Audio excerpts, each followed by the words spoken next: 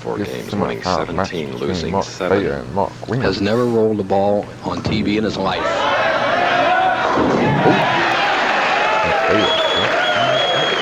No doubt the nearness of Purdue University has given him that competitive spirit. I knew you'd get some Hoosier plugs into this match, but well, we have to. This young Thayer player, fella, is, Chris, he has never bowled even in the championship round at a regional level. You know, the PBA has 7 regions where players get a lot of experience, and he's never even thrown a ball at that level, so he's off to a good start. Against a tested professional today with 2 victories, Mark Williams.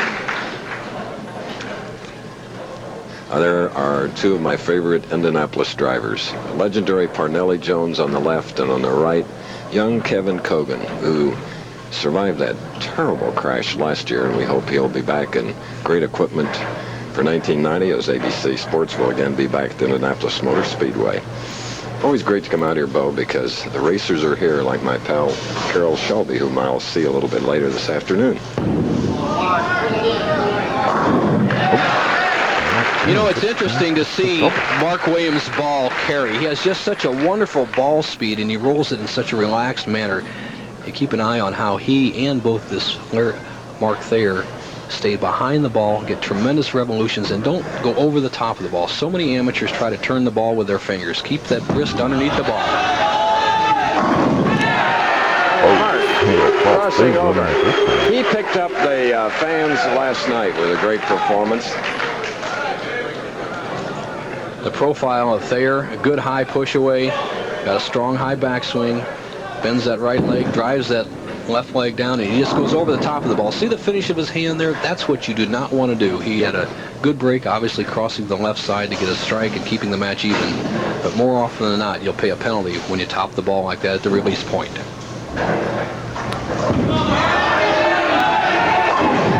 at that. 5 strikes. 3 by Mark Thayer. 2 by the man that's up on the approaches, drying the hands. Great start. It is. Stone-faced Mark Williams. Wonder who his hairdresser is, Chris. Did a good job. Yeah, he's got a little extra there, though.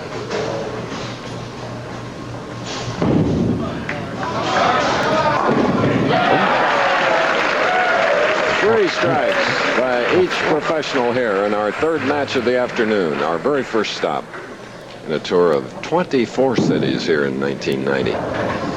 All the way through to July, but right now it's Mark Williams and Thayer tied up 3 strikes apiece as Williams just ripped the rack apart. On that particular shot, he threw the 5-pin against the sideboard and actually took the 4-pin out coming across.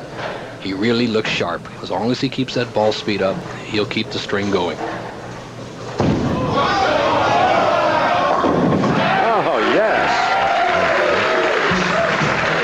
Don't go away. Our 3rd match of the afternoon, they are perfect.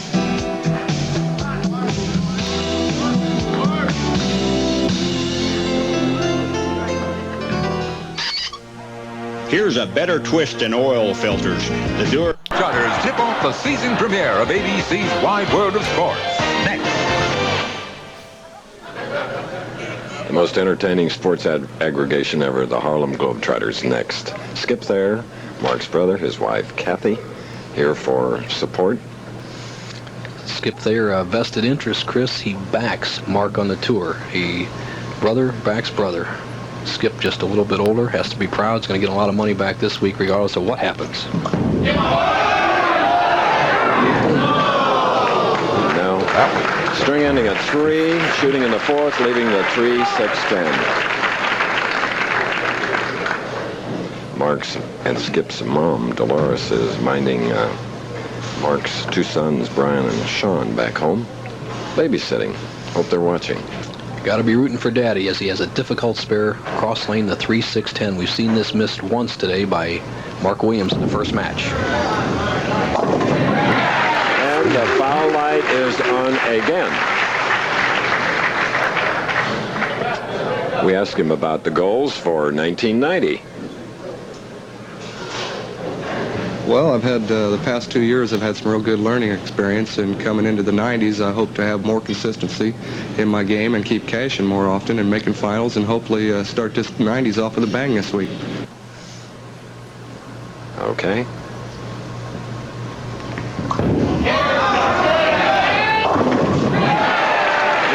Far from the foul line on 13. The light on 14 is on. Chris, it's gone off on his spare shot. When Mark Thayer shot the 3-6-10 spare in the fourth frame, the foul light went off. Obviously, he didn't go over the line. Harry Golden, our tournament director, ruled that he didn't go over, and now it goes off again on 14. So watch the break he gets. Watch the 3-pin. The third pin on the right-hand part of your screen as it chops between the 6 and 10 that pins the second crossover strike for Mark Thayer. Size of the crowd, well, standing room only. Probably 600. There are always limited seating capacity at any of our bowling establishments, which is unfortunate because more people want to be here. Rob. After 4 in a row, a 7-pin right lane.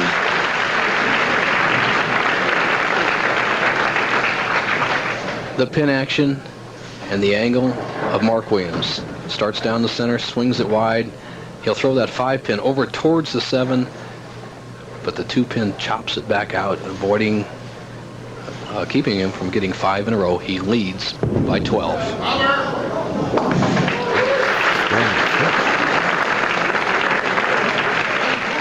The winner of this semifinal game will meet the tournament leader, Ron Williams, from Fort Worth.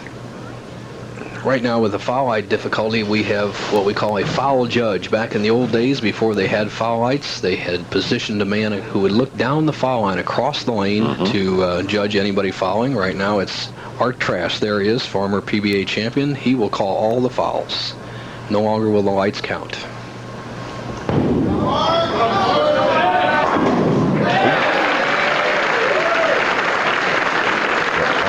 Here you have Mark Williams in his 21st telecast, whereas his opponent, his premier, right here in Torrance, California, Mark Thayer.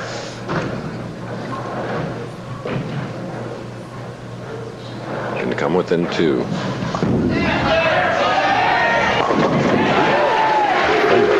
Pressure shot. Now only 2 pins separating. Mark of a champion. Thayer has a wild shot in the second frame, gets a good break, makes a strike out of it, and capitalizes in the third with a good strike. Gets a good break in the fifth and capitalizes once again in the sixth. And one thing to watch about this young man is his good straight arm swing and his release.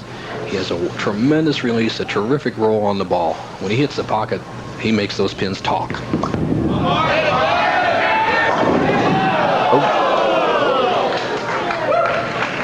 Disappointment. 10-pin on the left lane. That shot was in the 7th frame for Mark Thayer. Mark cross lane for the 10-pin. His wife Kathy hopes he makes this. He would trail only by 3 pins. A lot of room left in the game.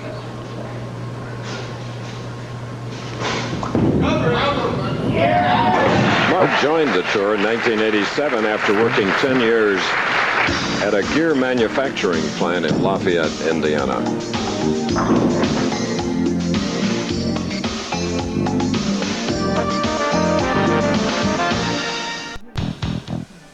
Bowling's high rollers hit the Las Vegas Strip on the oldest stop of the winter circuit, the Showboat Invitational, next Saturday on ABC's Pro Bowlers Tour. Yes, in from Detroit, 9th year of AC Delco sponsoring. Bill Carlson, who's manager of advertising and sales promotion, and Mark Hansen, who is in the advertising department for AC Delco. Coming up, Mark Williams, 7th frame, strike up, leads by 3, can extend his lead over Mark Thayer to 13.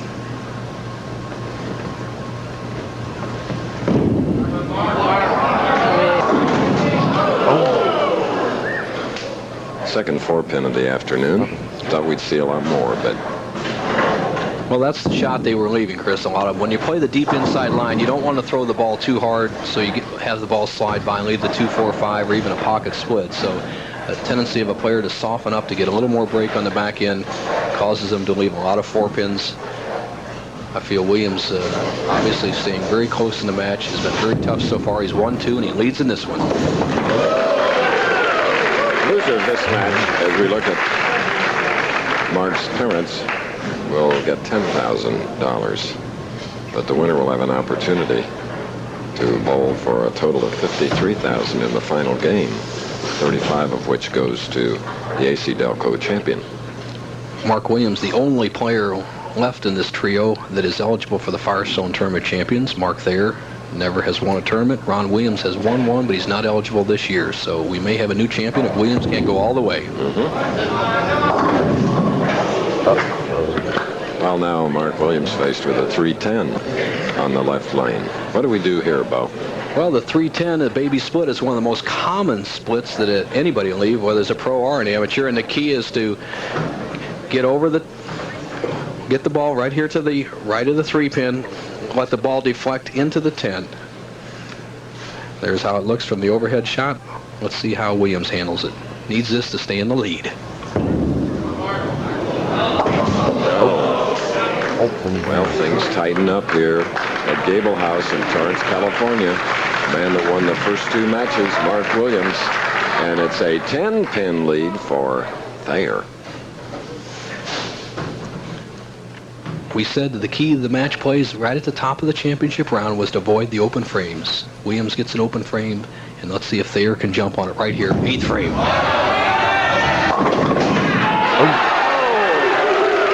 Breaking up the 5-7, Bo. That's a Nelson Burton shot. Well, you like that kind of shot, Chris. If you can keep your speed up from the inside line, and watch the action of the head pin. It's going to the left sideboard, and it's going to do most of the damage. It comes back across, kicks out the 4, snaps the 5. 4 goes back into the 7. Thayer has had 3 great breaks so far in the match. He leads by 10 pins. Let's see if he can capitalize here in the key 9th frame.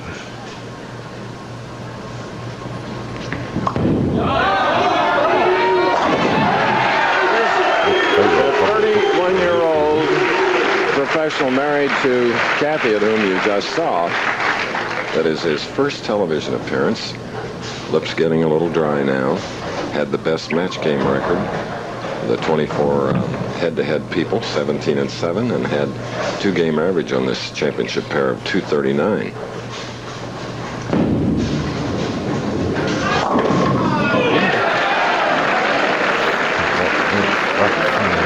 It's like a replay of Thayer's last shot. Head pin goes to sideboard, does the damage. Now to set up the championship is a 20-pin difference. Mark Williams still has a possible 236.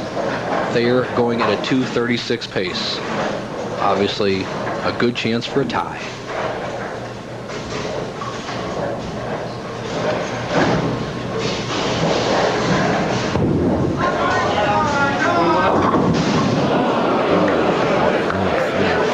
Six, 7. Well, Williams needed a strike there, Chris, and he dejectedly picks up another ball, and he's just going to take a quick swing at this. Thayer is going to win this match. So Mark Williams, who won the first 2 games, will have to be content this week at least, or with $10,000. But this young non-winner has a chance for 35 in the next game.